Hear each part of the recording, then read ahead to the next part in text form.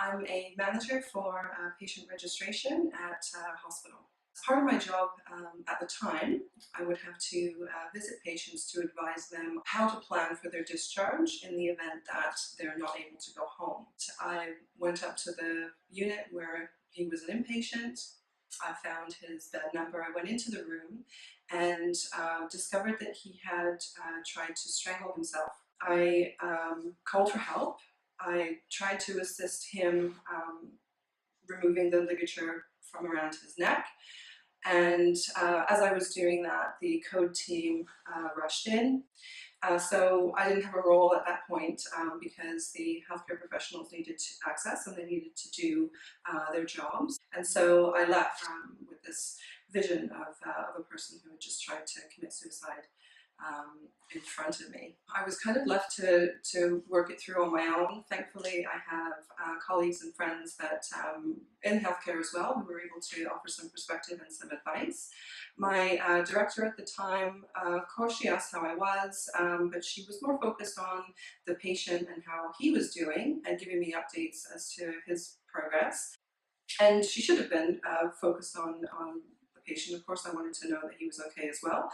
But directly in terms of how I was coping or how I was feeling, I did not receive any direct support.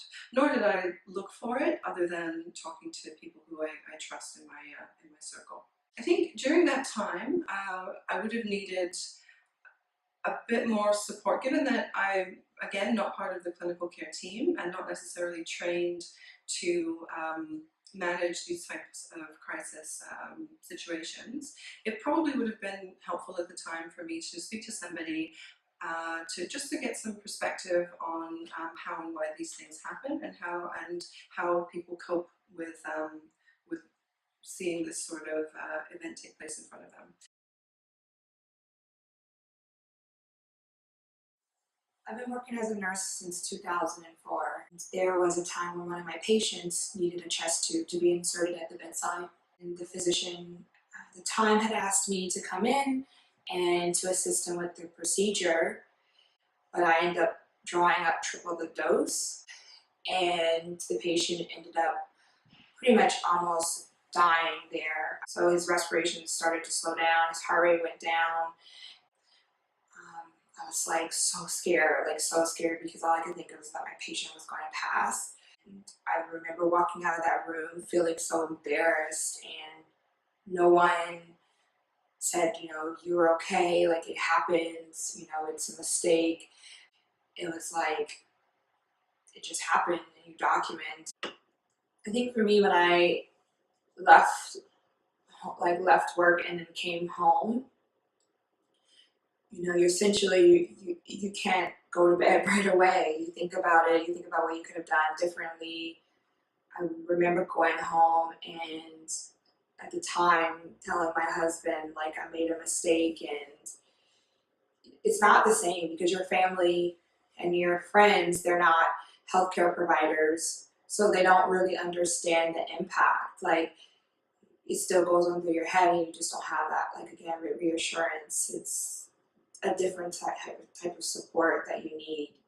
I remember I didn't sleep and all I could think of is I gotta go back to work and I have to face those same colleagues, I have to face my patients, and it just left me feeling like I wasn't good enough, like I wasn't smart enough, and maybe this wasn't the right profession for me.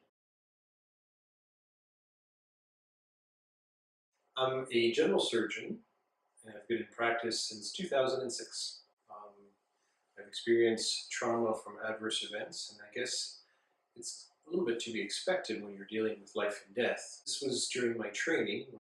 I had to work in the ICU and I was looking after a patient. And to make a long story short, the patient was very sick and required a lot of attention, etc. And in the ICU, this was a patient of another surgeon. And come the morning, that vascular surgeon was not happy with the way I dealt with his patient.